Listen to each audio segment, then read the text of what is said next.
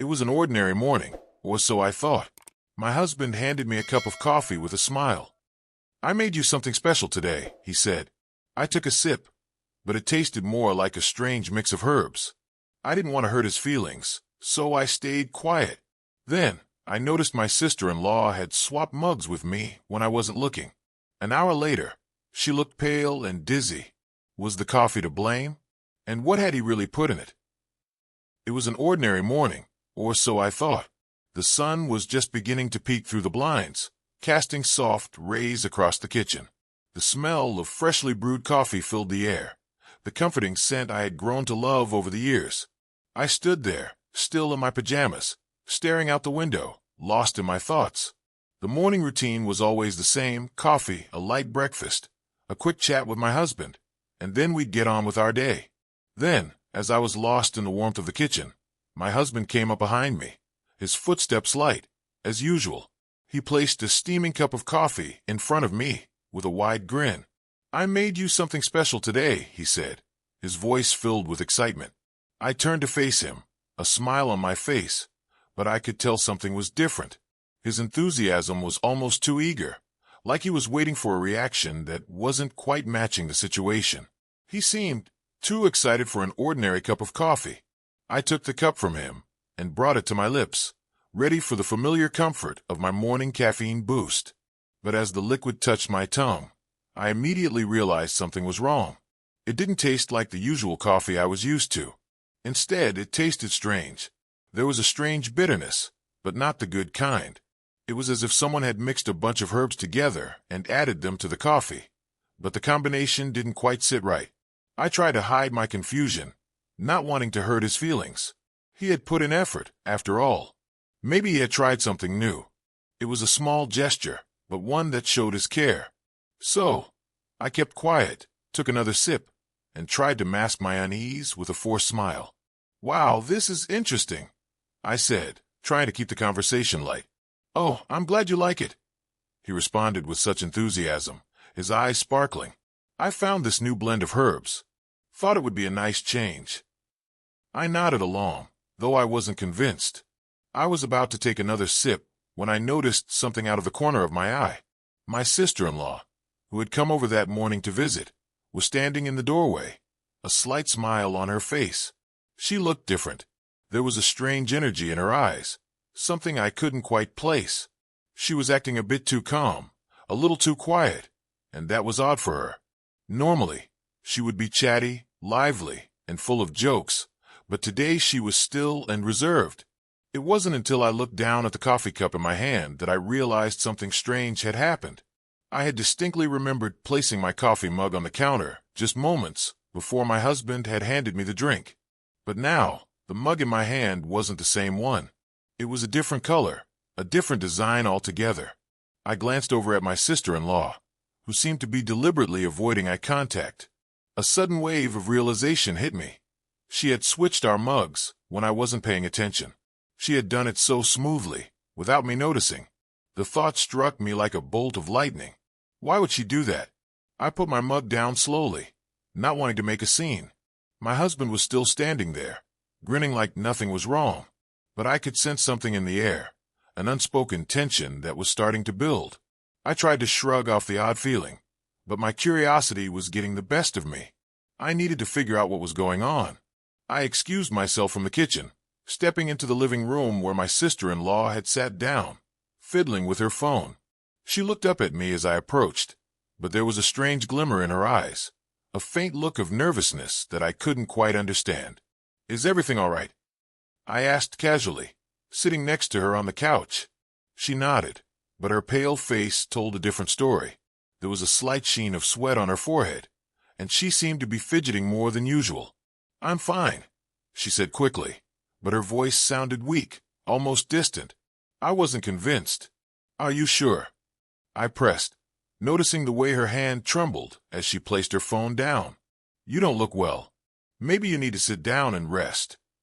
She gave me a tight smile, but it didn't reach her eyes. "I'll be okay. Just a little dizzy, I think." A chill ran down my spine. The situation was becoming stranger by the minute. What was going on? Why was she acting like this? And why did I feel so uncomfortable? It wasn't until my husband joined us in the living room that things started to unravel.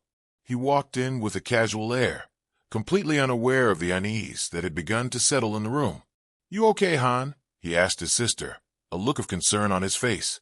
"Yeah," she said weakly, her voice barely a whisper. "I think I just need to lie down for a while." But it wasn't the fact that she was feeling ill that caught my attention. It was the way my husband reacted. He seemed genuinely worried about her, but there was also a flicker of something else in his expression. A hint of guilt. Could it be? Had he known something I didn't? "Maybe you should rest upstairs," he suggested, trying to usher her gently out of the room. "I'll make sure you're comfortable." As she stood to leave, I noticed her wobble slightly, as if she was struggling to keep her balance. I felt a surge of concern, mixed with a growing sense of dread. My mind raced with questions. What had happened to her? Was this some strange coincidence, or was something more sinister at play? Before I could ask any more questions, she was gone, and my husband turned back to me with a smile that seemed a little too wide, a little too perfect. "She'll be fine. Don't worry about her." But the words didn't comfort me. Not at all. They only left me with more questions. I found myself standing there, staring after them, unsure of what was real and what wasn't. The strange taste of the coffee still lingered in my mouth, the feeling of betrayal gnawing at me like a hunger I couldn't satisfy. I had to know more. I couldn't shake the feeling that something wasn't right. The way my sister-in-law had been acting, pale, dizzy, and off in a way that I couldn't quite explain, had left me rattled.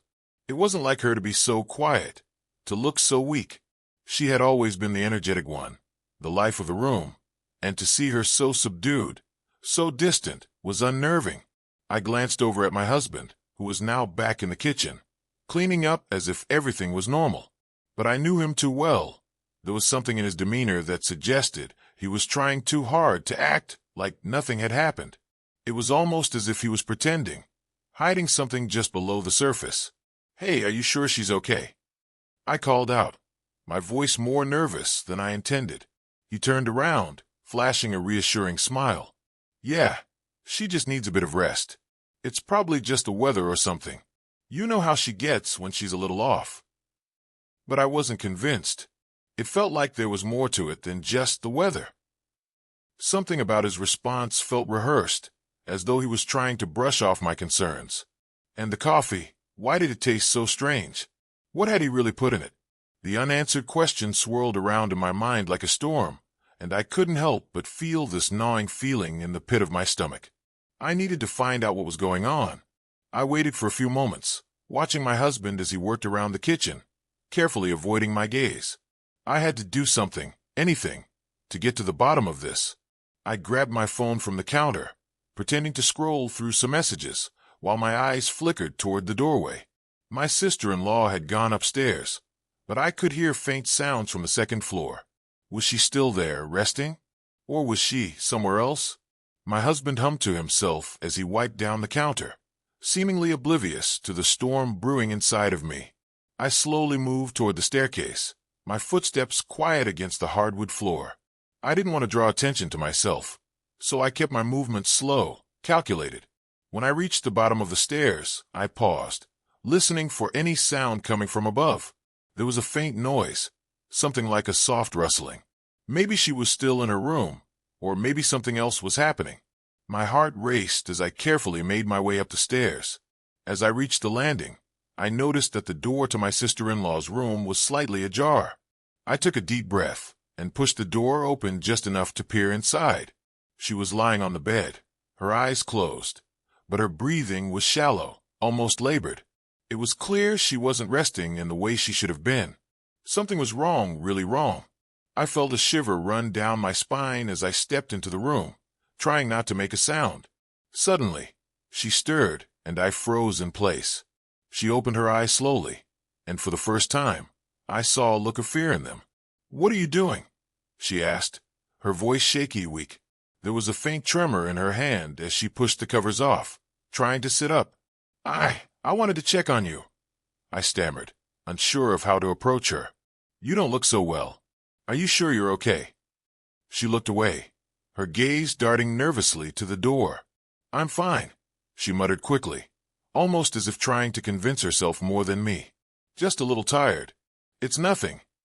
I could sense she was hiding something, but I didn't know if it was something to do with the coffee, or something deeper. My mind raced. What if she was in trouble? What if something more was going on than I realized? I'm not buying it, I said, my voice softer now, but insistent. You're not fine. Please, tell me what happened. She sighed, her eyes closing for a moment. It's not what you think, she whispered, almost to herself. It's just the coffee. I wasn't supposed to drink it, but I didn't know what else to do. The coffee, I echoed, confusion clouding my thoughts. What do you mean? My husband made it for me this morning. What's wrong with it? Her eyes darted to the door again, as though she was afraid someone might hear. She pulled the blankets tightly around her, as if shielding herself from something unseen. She began, her voice barely a whisper. He didn't make it for you. He made it for me. He switched the cups. I felt a chill sweep over me, my heart skipping a beat. What? He switched the cups? Why would he do that? My sister-in-law took a deep breath, as though steeling herself for what she was about to say. He's been acting strange lately, and I don't think you realize what's happening. He's been trying to control things, manipulate things behind the scenes. That coffee, it was meant for me, but it wasn't just a harmless drink. It was meant to keep me quiet. I blinked, trying to process her words. What do you mean, keep you quiet? I asked, my voice rising in disbelief. What is going on? Why didn't you tell me this before? She glanced nervously at the door again before speaking in hushed tones. He's been working on something dangerous. He wanted to make sure I didn't say anything about it. He didn't want me to warn you. He's been brewing these strange concoctions, trying to test something out on me, on us. My heart pounded in my chest. The realization hit me like a wave. My husband, was he really trying to control her? Was he involved in something that could hurt all of us? She pulled herself up into a sitting position, her face pale. I knew something was off, but when I started feeling sick, I figured it out. It wasn't just the herbs. He's been adding something else, something that messes with your mind. I stood frozen for a moment, not knowing what to say. The room seemed to close in around me, and all I could think about was what she had just revealed. Was my husband really capable of something like this? What had happened to the man I had married? As my sister-in-law's words sunk in, I realized something else. This wasn't just about the coffee. This wasn't just about one strange morning. There was a much deeper mystery at play, and I had to get to the bottom of it, before it was too late. I looked at her, trying to steady my breath. We need to talk to him, I said firmly. We need to figure out what's really going on. But as I turned to leave the room, I heard the faint sound of footsteps on the stairs. My heart skipped a beat. Could it be him? Had he heard everything? I froze. The footsteps were getting closer. My heart raced as I looked back at my sister-in-law, who now seemed even more anxious than before. She quickly slid back under the covers, trying to act as if nothing had happened. But the tension was palpable. The door to her room was still wide enough for me to see her, and I couldn't just pretend everything was normal. I glanced over at the door, holding my breath. I heard him now, his footsteps echoing down the hallway. The sound of him approaching the stairs sent a shiver up my spine. What if he knew? What if he had heard everything? Without thinking, I quickly moved to the window and pushed the curtains just slightly, trying to look out. The last thing I wanted was for him to come in here and catch me snooping. My heart was pounding in my ears as I watched the shadows shift outside. But there was no sign of him. He hadn't reached the room yet. I exhaled quietly in relief, but the moment of peace was short-lived. His footsteps were so close now, I could almost hear his breathing. Then the door creaked open. I spun around just in time to see my husband's face peeking in. His eyes locked with mine, and there was no mistaking the look of surprise, and maybe a little guilt on his face. "Hey," he said, trying to sound casual, as if nothing was out of the ordinary. But the look on his face gave him away. "Everything okay in here?" I gave a quick glance at my sister-in-law, who had pulled the blankets tighter around her, trying to hide her nervousness. I knew she wanted me to speak up, but at the same time, I could sense the tension mounting. We had no idea what he was planning. I straightened up and took a step toward him, my voice steady but firm. We need to talk. His eyes flickered for a split second, but he quickly recovered with a smile. About what? Everything's fine, right? But it wasn't fine. None of this was fine. I tried to remain calm, even though every fiber of my being was screaming at me to confront him. You've been acting weird lately, I said, feeling the weight of my own words. You've been hiding things from me, and I don't like it. His smile faltered for just a second, and that small change in his expression was all I needed to know that something was very wrong. I'm not hiding anything, he replied quickly, stepping into the room. You're just overthinking things, as usual. No, I said, shaking my head slowly. You're hiding something, and I want to know what it is. I could feel the tension between us thickening. My husband stood there, trying to seem casual, but I could tell he was on edge. There was something in his posture, something in his eyes, that told me he was more than just a little nervous. But I wasn't going to back down now. His voice softened, almost pleading, as he stepped closer. It's not what you think. Trust me. I'm doing this for us. You don't understand. For us? I asked, my voice rising. What's happening to her? What's happening to you? He didn't answer right away. Instead, he glanced over at my sister-in-law, who was still pretending to be asleep. But I could see the way her eyes were wide open, her face pale and anxious. The silence hung heavily in the room as my husband finally took a deep breath. I never wanted it to come to this, he said quietly, almost regretfully. I didn't want you to find out like this. I narrowed my eyes. Find out what? What is going on? He hesitated, and then his gaze dropped to the floor as he mumbled something barely audible. I've been working on a project, something I thought would help us. It's not what you think, though. I stepped closer, now furious. A project? You've been hiding things from me, making her sick, and you call that a project? He looked up at me, his expression changing, becoming more serious. You don't understand. I thought it would help. It's for the future, our future. All I wanted was to protect us. Protect us, I repeated, my heart racing. By drugging us? By controlling everything. I never meant to hurt anyone, he said quickly.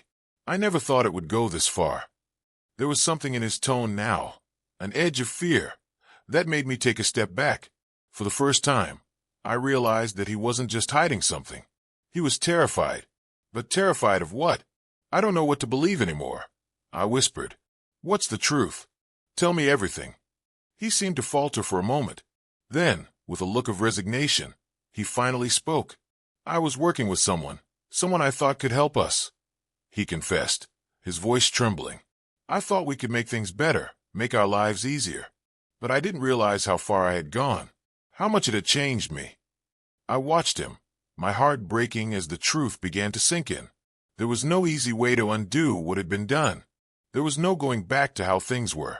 The man I had married had changed, and I didn't know if I could trust him anymore. I'm sorry, he said softly. I never wanted this to happen, but I can't go back now. There's too much at stake. I turned away, feeling a wave of disappointment wash over me. The man I had trusted, the man I had built my life with, had kept something from me, something that had put my family in danger. I didn't know how we could move forward after this, and I wasn't sure I could forgive him. Suddenly, my sister-in-law stirred on the bed, her voice weak, but clear. We need to get out of here, she said. We need to leave before things get worse. I looked at her, seeing the same fear in her eyes that I had felt earlier. The decision was made. We're leaving, I said firmly. We're getting out of here, and we're not looking back. And so, with heavy hearts and a mix of fear and uncertainty, we packed what we could and left the house behind. It wasn't easy, and the road ahead was unclear, but we knew one thing for sure. We couldn't trust what we had once called home. It wasn't just the coffee or the strange behavior. It was the betrayal, the lies, and the darkness that had crept into our lives. We were free, but we had a long journey ahead.